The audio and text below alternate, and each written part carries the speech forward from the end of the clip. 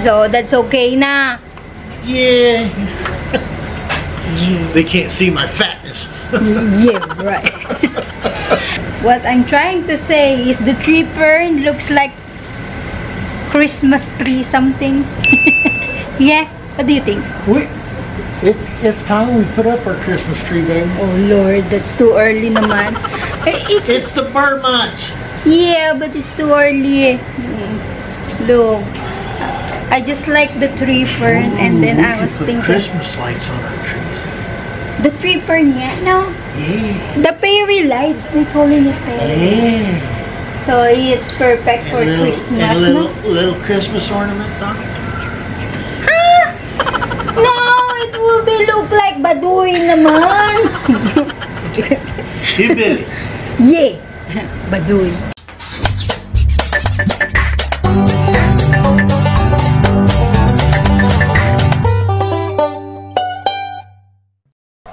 So, ayun na nga. Good morning sa inyong lahat. Ayan, medyo umaga pa naman kapag 11 na, no? 11 na kasi. So, ayan, kakauwi lang namin ni Dave. Ha, chinek ko agad yung halaman. Medyo tumila yung ulan dito. Pero, buong magdamag talaga ang lakas ng ulan. Kaya, ito yung chance na. Ito kasi nakatago. Ayan, pakikita ko lang muna para mas makita nyo.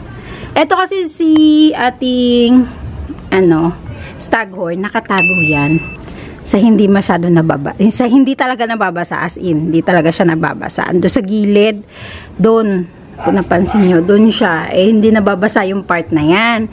Andiyan kasi yung ibon that time, diba, nilagay ko na dyan. Kaso ang problema, yung daga, inaabot sila, kaya ayun, nilagay ko muna sila rito. Namatay yung yung lalaking ibon ko. Pero yung babae andito. Tapos meron siya mga anak. Silipin niyo, ha? Meron siya dyan. Mga anak. Sana okay pa sila. Ayan. May mga anak siya dyan. Basta andyan yun. Tingnan ko. Ayun. Diba? Kaya yan. Kawawa naman. Nakakainis. Nandito kasi siya. So, naaabot siya dyan ng hindi ko alam paano namatay yun. Wala talaga yun eh. Na ko, nung sinabi nila na ate yung mo namatay. Na nakahiga na lang daw. Kaya ayun. Eto naman si ating, eto pag malaki ko lang. Pag malaki ko. Si ating Paraiso Verde. O diba? Dati, ang mahal-mahal niya. Pero ngayon biglang bagsak presyo. Kaso, pinaka-tip dito guys, sa nagtanong sa akin, ipagapang nyo siya sa puno, kahit na ano man yan, klaseng puno, ipagapang nyo siya. Ayan siya, oh. Ayan. Diba? Pag may ginagapangan siya, mas lumalaki yung dahon niya, ha? Ayan. Palaki ng palaki yung dahon niyan, as in. Eto, nakain lang ng, nakain lang siya ng higat, pero normal lang yan. Ganyan siya kalaki dyan. Basta malaki na yan. Ang lalaki niyan. Ayan. At ito, ayusin ko pa. Ang dami ko pang part dito na kailangan ko pang ayusin. Tignan nyo naman na. Ito lang. Ito yung part na to na hindi ako nagsasawang tignan. Ngayon, aanuhin ko siya. Kailangan ko siyang i-check ng maayos. Kasi nga, di ba panay ang ulan, walang tigil. As in, ngayon lang yata. Ngayon lang medyo, pero umaambon-ambon. Walang tigil yung ulan. Siyempre, yung dahon niya bumabagsak sa bigat ng tubig, 'di ba? Pero pag natuyo naman siya, magiging okay na uli. Pero ayan siya, ha? Tapos sumobra yung laki ng mga halaman ko dito. Ayan, sobrang laki nito. As in. At may mga old leaf, carry lang niya. Huwag na lang pakailaman. Ang ganda nito. Excited ako dito. Kasi siya, ito yung Antorio, orchids na nabili ko kay Gracia. Papakita ko dyan sa mga interested. Mga ano bang tawag nila dito? Native na mga orchids. At ito, papasuloy na daw to na bagong bulaklak. Kaya ayan. Ito rin. Bala ko sa kanya, yung moss niya talaga ang ginusto ko. Ito. Bala ko sa kanya, ipapakapit ko siya dito sa tree fern kasi may nakita akong ganun na ang ganda-ganda. At eto sila dyan. Eto pa rin naman sila. Basta lagi nyo tatanda, maglagay lang kayo ng space. Huwag masyadong, huwag masyadong crowded. Kasi, lalo na yung, siguro sa akin ha, pansin ko dito, hindi siya pwede ng sobrang crowded kasi malalaki yung dahon. Maglalagay talaga ng space. Kaya yan yung nangyari. Diyan ko muna yan nilagay. Sana maulanan na maulanan. Pero ayan, aayusin ko pa yan. Kasi yung mga dahon talaga ng tree fern, nagbubukasan. As in, pakita ko sa inyo yung sa pag nasa taas ha. Wait. Ayan yung view. Pag nasa taas ka, nasa taas ako ha. Ayan. Ayan siya. Diba? Loko-loko na ng monstera ko. Tapos, ayun yung view doon. Oh, dito yung side view. Ayan, papakita ko doon sa kabilang side para mas ma-appreciate natin. Bababa lang ako. Ayan siya, oh. Ganyan. Diba? Kaya doon sa mga gusto ng limited lang space nyo, pero gusto nyo nang may touch ng talaga, ng parang forest vibe. Mag-tree fern kayo kahit ilang piraso lang. Tingnan nyo naman, ayun o, yung bagong dahon niya. Sabi nung kaibigan kong may tree fern din, putulin ko daw. Ayoko, ganda. Sabi niya, putulin mo yun. Kasi nandun siya sa side na yun. Sabi ko, ayoko nga, ang ganda-ganda eh. Kaya ayan o, eto rin. Bagang suloy. Ito yung bagang suloy niya, no. Ayan na siya. Ayan, ang beauty ng tree fern. O, diba? Ayan siya. Ganyan. Yan. At may mga papalabas, ayun. Palabas na to. Eto, pabuka na yung mga dahon, pero eto papalabas na siya. Ayan. Tapos may eto yung mga sign na may palabas pa ulit, 3 pa. Tapos eto ganun din. Ayun o. Ganda no. Basta lang, mahilig sila talaga ng umuulan, tsaka ayaw nilang direct sunlight. Pansin ko, ito rin. Pag direct sunlight, carry naman, okay naman sila. Basa yung kanyang balahibo. Yan. Okay naman sila kapag, wait lang. Yan ha. Okay naman sila kapag direct sunlight. Ang problema, ang napansin ko sa kanya, medyo mabagal yung niya, yung pagdahon niya. Tulad, ayan, Ayan. Medyo mabagal. Pero may mga old leaf. Ito mga old leaf na to. Ito yung queen fern ha. Old leaf na yan. Hindi ko na tinanggal kasi wala lang. Parang ang ganda lang na pinapabayaan mo sila. Parang parang ka talaga, 'di ba? Nature, lang, ineme.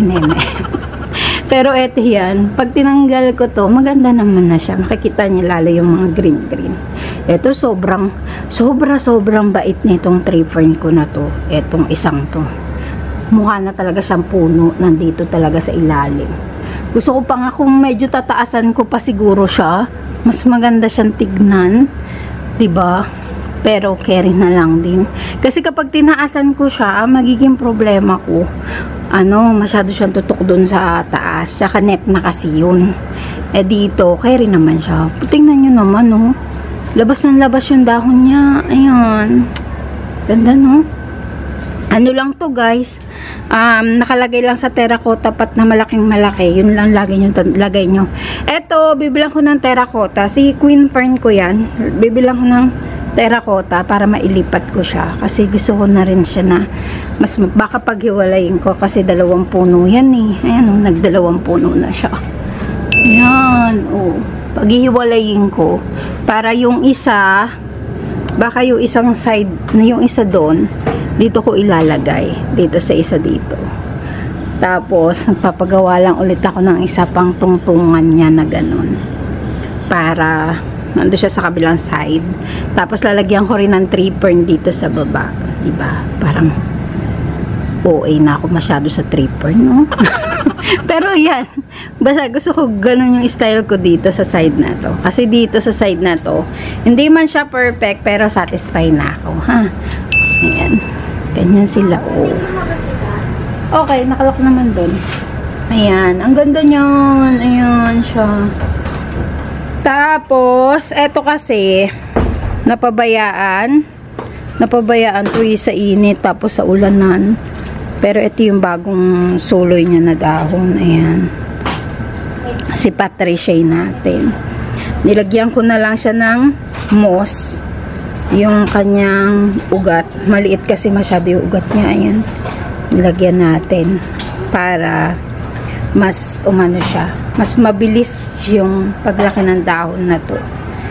Para walang problema. Para pagkat ko sa kanya, tuloy-tuloy na yung malalaking dahon niya. Diba? Hindi siya maapektuhan. Ito, kailangan ko na rin itong dagdagan ng lupa. Alam niyo, sa mga halaman, nababawasan din pala sila ng lupa. Ayan. Kahit nakalagay na dito, nababawasan sila ng lupa na kailangan kong, hindi naman lupa, yung mixture ko yung ginagamit ko. Pero kailangan ko na siyang dagdagan. Nakaano yan na, terracotta. Naka-terracotta pat din tong ating anthurium. Ayan. Tapos ito yung malaking malaki. Oh. Ang laki. Ang ganda niyan. Ewan ko sa dagan to. Lagi na lang niyang pinaano yung mga halaman ko. Tapos ito din. Oh, basang-basa yan ha. Ayan. Basa yan. Ang ganda. Mas ano to. Gusto ko tong ayusin ng gusto ko kasi to itaas. Ito kasi nga masyadong ito oh, mababa siya. Gusto ko itali doon. Pero sabi ni Dave, hayaan ko na lang. Kaya, ayan. Ito nga pala ha. Ito na yung nabili natin nung Kayla RL na ating white beans. Carry naman siya. Maayos naman siya. Wala naman siyang ano, healthy na. Healthy na siya tignan. Pero yung mga ganito pala, wag niyong tanggalin sa tree fern. Hayaan nyo na lang siya. Ano naman talaga siya. Darating yung time na matatanggal-tanggal. Ito, ang ganda ni McDowell, no? Nakalagay din si terracotta si ating McDowell. Pero may pasuloy ulit siya dyang isa. Ang bait niya ni McDowell. Iba yung McDowell na locally or local grown.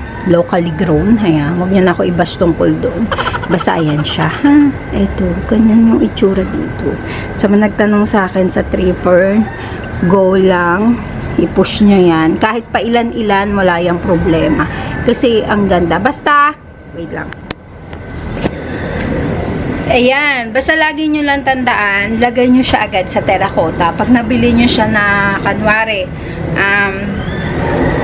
ano pa lang, yung katawan niya lang, may patubo pa lang, lagay nyo agad siya sa terracotta. Mas maganda yung malaki agad yung lalagyan niya para hindi nyo na siya nagagalaw.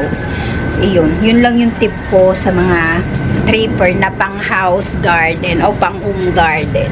Kasi may mga iba kasi na meron silang space o nilalagay nila mismo sa nilalagay nila mismo sa plant box. Katulad ko, ito pinagawa ko lang naman yung plant box na yan, diba dati. Kaso sa paghahalaman nga, parang walang katapusan, naayos ka na naayos.